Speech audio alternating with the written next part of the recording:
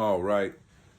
Welcome to Bible study, everybody. We're on chapter 36 of the book of Jasher, verse 1, right? Verse 1. We finished up chapter 35 yesterday, right? Yes. Right. Excellent. And tonight we're just going to kind of dive into it. I've been in a deep study all day, and so we're just going to roll with it, all right? I'm not sure. What? How many more subscriptions do we need before we can go live? I don't know. I didn't even check, to be honest with you. I'll probably check it this Sunday and see. All right, so we're going to dive in. I'm not sure how many verses we're going to do today. There's only 38. So we'll probably get somewhere around halfway. Or we'll stop where it seems to make sense, okay? I want you to pay attention. Let's use what we're learning for understanding. And let's see what lessons we can draw from it and what things that we can use to make a part of our lives every day, as well as those things to hold on to for the future as well, okay? Mm-hmm. So just a small recap. At the end of chapter 35, the 7 kings of the Canaanites have returned back to their lands, separated back to their own lands, and the sons of Jacob and his small band of soldiers and servants have returned home as well, right? Mm-hmm. All right. And verse 1 reads, "At that time, Yahuwah appeared unto Jacob." So remember, during this whole time of everything that was going on with Shechem, the Most High did not send any word to Jacob. He did not appear before them. He did not tell him that what was happening with Shechem was his doing, right? Mm-hmm. Right. So Jacob is not aware of any of this right now. So at that time, Yahuwah appeared unto Jacob, saying, "Arise, go to Bethel and remain there, and make there an altar to Yahuwah, who appeared unto you, who delivered you and your sons from affliction." And Jacob rose up with his sons and all belonging to him, and they went and came to Bethel, according to the word of Yahuwah. Now, notice it says that Jacob didn't just go by himself. He didn't just bring his sons, but he brought all that belonged with him. So it seems that he's being moved from crossing over the border into the area of the land of the Canaanites, right? Mm-hmm. Where he had set up shop for about a year and a half. He is now being moved from that location to a different location. Okay? Mm-hmm. Okay. And the last time he was moved was when the Most High talked to him when he was down there with Laban and said, "Look, it's time to pack up your house and it's time to go." All right? And Jacob rose up with his sons and all belonging to him, and they went and came to Bethel according to the word of Yahuwah. And Jacob was 99 years old when he went up to Bethel. And Jacob and his sons and all the people that were with him remained in Bethel in Luz, and he there built an altar to Yahuwah, who appeared unto him. And Jacob and his sons remained in Bethel 6 months. At that time died Deborah, the daughter of Utz, the nurse of Rebekah,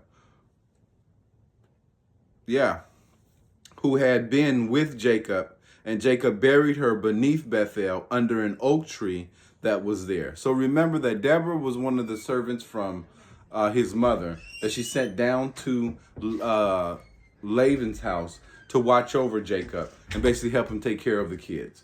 And that was when she had asked for him to return, but he ended up staying for another 6 years, right? Mm-hmm. So the woman that his mother had sent down there, she died. And so they buried her under an oak tree. And Rebekah, the daughter of Bethuel, the mother of Jacob, also died at that time in Hebron, right? The same is, now how do we say this? Kiryat Arba. And she was buried in the cave of Machpelah, which Abraham had bought from the children of Cheth. And the life of Rebekah was 133 years. And she died. And when Jacob heard that his mother Rebekah was dead, he wept bitterly for his mother. Now remember, he was on his way to go and see his mother and father, but stopped short of that destination, right? Okay. And made a great mourning for her, and for Deborah, her nurse, beneath the oak. And he called the name of that place Alon Bakuth. And Laban, the Amorite, died in those days, for Elohim smote him because he transgressed the covenant that existed between him and Jacob. So Laban ended up being killed because of the treachery he attempted to pull with going to chase down Jacob and then turn around and sending servants to Esau to get Esau to come down and kill him, right? Laban was then taken out because of this, all right? And Jacob was 100 years old when Yahuwah appeared unto him and blessed him and called his name Israel or Yashrael. And Rachel, the woman of Jacob, conceived in those days. And at that time, Jacob and all belonging to him journeyed from Bethel to go to his father's house in Hebron. So they were on their way to Hebron when Rachel gave birth. And I believe she gave birth to Benjamin. Right? Okay. I thought Benjamin was the youngest. Yes. So, and Jacob buried her on the way to Ephrathah, which is Bethlehem. In the Sefer, it has all the translations. You just click on the word and it'll translate it for you. So just bear with us. And he set a pillar upon her grave, which is there unto this day. And the days of Rachel were 45 years, and she died. Wow, she died young. And Jacob called the name of his son that was born to him, with Rachel bore unto him Benjamin, for he was born to him in the land on the right hand. And it was after the death of Rachel that Jacob pitched his tent in the tent of her handmaid Bilhah. And Reuben was jealous for his mother Leah on account of this, and he was filled with anger. And he rose up in his anger and went and entered the tent of Bilhah and then removed his father's bed. So basically what they're saying is that once Rachel died, Jacob began to sleep in the tent of Bilhah. Because remember, Bilhah had gave him 2 sons as well, right? And that made Reuben upset because Reuben's mother, Reuben, Simeon, Judah, and Levi, their mother is Leah, right? But remember from the beginning, Leah is not the one that Jacob chose, right? That is not the one that he wanted to marry. So when Rachel died, Jacob went to go lay in the tent or begin to sleep in the tent and set up everything in the tent of Bilhah. That made Reuben mad. So Reuben went and took his bed out of there and was like, nah, man, you're supposed to be with my mom. And went and put his bed with Leah, right?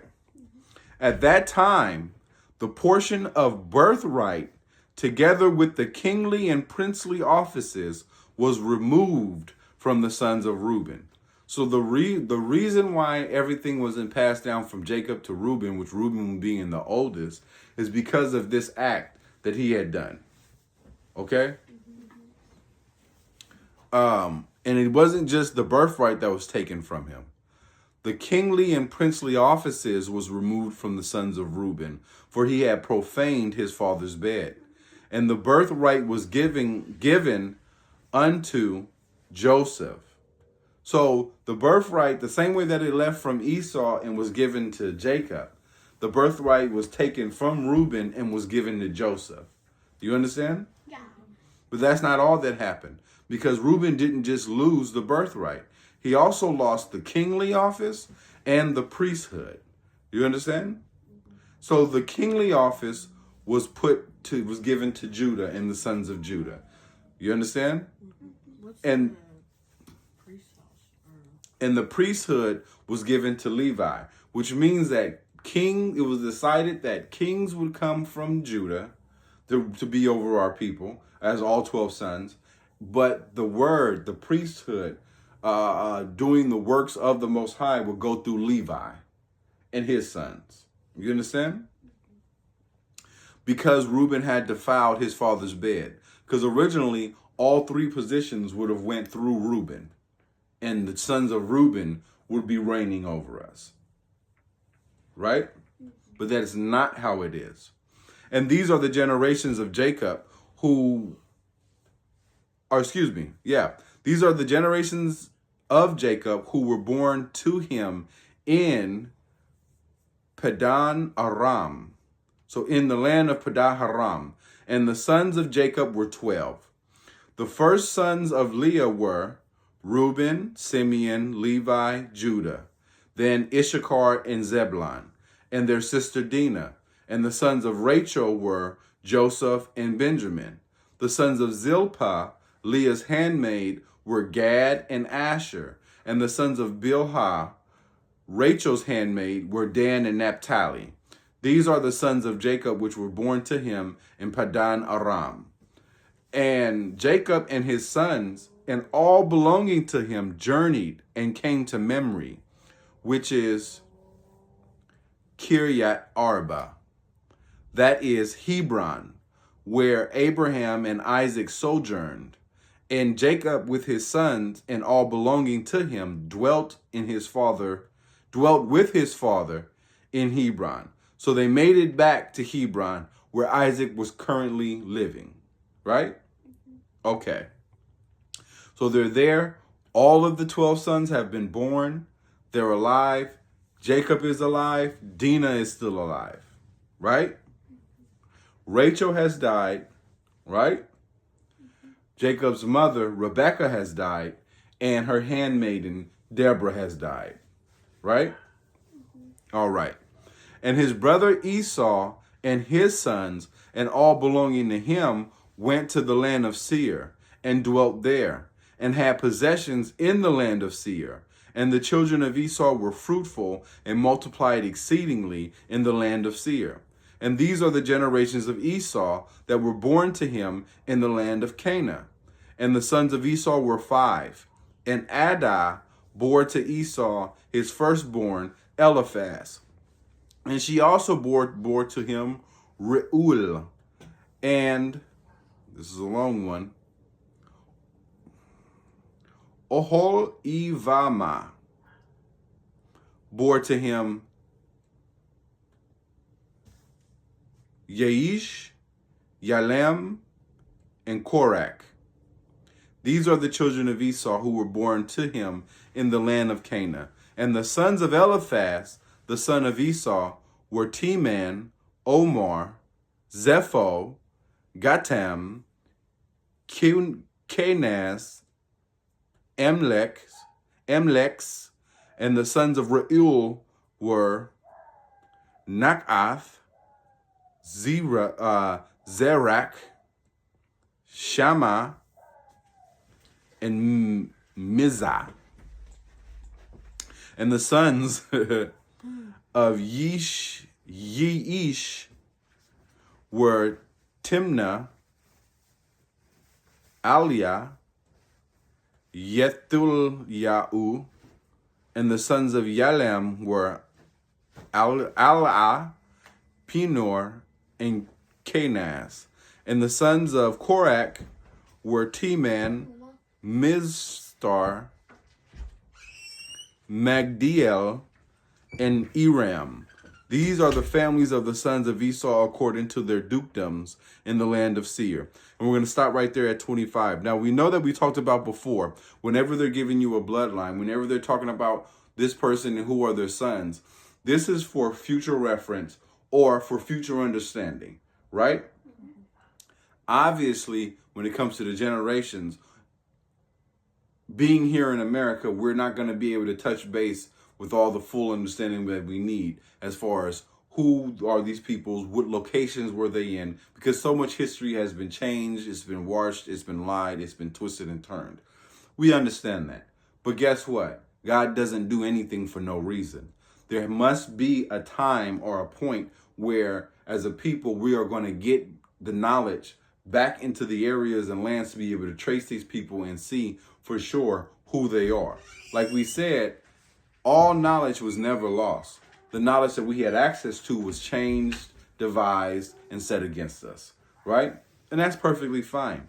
It's good to know who these people are, especially when it comes to Zepho, because Zepho is who was taken captive when Esau had his head cut off at the cave of Machpelah when Jacob had died, right? Which we'll get there later. And Zepho was the one that ended up going down and leading the Romans in Italy, right? And taking them over. And that's why we know who Esau and Edom, when they became one nation after their war, that's how we know who they are. It's good once we get to the point to where we begin historical research and we can track and we can trace these families. Because over here it may be changed, but in these locations around the world, they still know their history.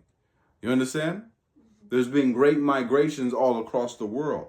And you are the greatest secret that has always been hidden.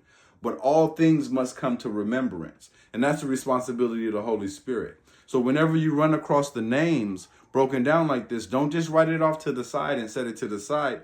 This is something that you kind of make a bookmark of. You jog down in your memory and you say, okay, there's going to come a point in the time that I'll be able to find these locations, especially when they're talking about different rivers and whatnot, or I'll be able to understand these peoples and these people groups and what they are, what they really look like. Especially when we have the understanding of the migrations of the different people and how the different wars over the years or decades or centuries have changed what the world actually looks like. People that they say they come from one area don't actually come from there and weren't there during biblical times. So having this knowledge, especially with the names, once we're able to put it all together, is going to be a great thing. All right? So don't get thrown off when they're going through the names. For me, whenever they're going through the names, it immediately triggers something and says, hey, I need to know this. I may not understand this now, but there's a reason why he's telling us this, right? Especially when you start looking at what's going on in Revelations with, hey, T-Man and all these other different groups, and you're saying, well, who is that? Well, now we know that's one of the sons of Esau, so we know what bloodlines he's talking about. Then you can put two and two together and start to see, okay. Well, now I'm starting to get a vibe for who's who. Because the one thing about the Bible is that you need to know who is who. It's all about who is who, right? Okay. So tonight was great to hear and to understand. We already know where we're headed. We're getting ready to get into what happens once the 12 sons of Jacob get to Isaac. We're going to see the blessing that Isaac places on them, but we're also going to see right now in the world, it's wild how so many kids are returning back home. And it can be looked down on and frowned upon. But then when you look biblically at how many of these foundational individuals within the word were continuously sent back home, sent back to where they had came from, sent back to family, and how how the Most High would have them sit there, learn whatever's coming next, prepare for whatever's coming next, before they branch out and move. It's amazing. So no matter what situation that you're in, you can always glean something or learn something from the Bible, and then it can also shape the way that you look at situations and things. We know that Rebecca has died. We know that Rachel has died. We know that Rachel only lived 45 years. It kind of lets you put a timeline together between the time of, well, man, if Jacob was in, whatchamacallit, for 20 years in the house of Laban for 20 years, right? And he's 99, right? Then he must have married Rachel at a certain age, right? It puts things into perspective and allows you to scale things. Some things may seem kind of wild. Some things may be things that you're not ready for, but also it brings enlightenment at the end of the day. We also see that the Most High spoke to Jacob. Jacob was one that, what did we say? He may have not always got everything right, but whenever the Most High told him to do something, he did it. He did it. If you think about relationship, right? Mm-hmm. You have a relationship with your parents. When they tell you to do something and you do it, you are seen as a good child that listens. You listen and follow directions. How many times has that phrase came out of my mouth? God wants us to listen and follow directions. It's all about listening and follow directions. When he tells us something, he wants us to do it. That's how you know you have a relationship with the Most High, is when he tell you something, you do it. If you can't hear him, you're not spending time with him. If you're not reading his word, you don't have a relationship with him, because you're not looking and seeing what he says. You know what gets his attention? When somebody reads his word, hears his word, and goes and does it. That immediately catches his attention. How can we say that? Every single person that we read about in the Bible that was connected and had a relationship with God, he would tell them to do something, they would go and do it. Then he would tell them to do something else, they would go and do it. They wouldn't understand it. Sometimes they would go and do it. Then they would be like, hold on, man. I got to get out of here like Abraham. Abraham went down to Hebron just like the Most High told him. And then what did he do? He cut to the left and he went to Egypt. But he didn't skip going to Hebron. He went down there, saw the famine and was like, hey, oh man, we got to get up out of here. He made a business decision, right? But the first thing he did was he listened. So my suggestion for you is whenever you discover what the Most High wants from you, you listen and you do it. That doesn't mean you're going to get it perfect. That doesn't mean that things are going to go perfect. But the fact that you get into the habit of you hear him say it, you listen and you do it, it will give you so much of a better life. If I could tell you how many times my parents used to tell me, if you would just listen to us and do it, things will go easy. And I did not. So I had to circle all the way back at 40 years old and start listening to them and doing it. And now it is going well. Well, it could have went well back at 15 instead of wasting 25 years. You understand? So I don't want you to waste 25 years. I want you to learn now to listen and to follow directions of God so that you can do it the right way. You understand? That don't mean that you're not still going to make your own decisions. Abraham made his own decision. He decided to go down to Egypt, got himself in trouble, right? But then God used that opportunity to show Abraham and to show those around him, right? Okay, so be available, be usable, be coachable, listen to the Most High and do it, all right? So that's the end of our Bible study for tonight. And that was Jasher chapter 36, right? You said 24. No. No, 36. No, chapter 36, verse 1 through 24. We stopped at 25. Hey, man. Again, thank you guys for joining us each and every day, man. We're going to continue to move forward. When we get done with the book of Jasher, it's going to be interesting to see what direction we get pulled in. But we'll probably be in the book of Jasher for another month and a half at minimum. So I'm looking forward to you guys joining in. Subscribe so that we can go live and we can do this all together. You guys have a great night. God bless you. Whatever you do, spend some time with the Most High and read his word.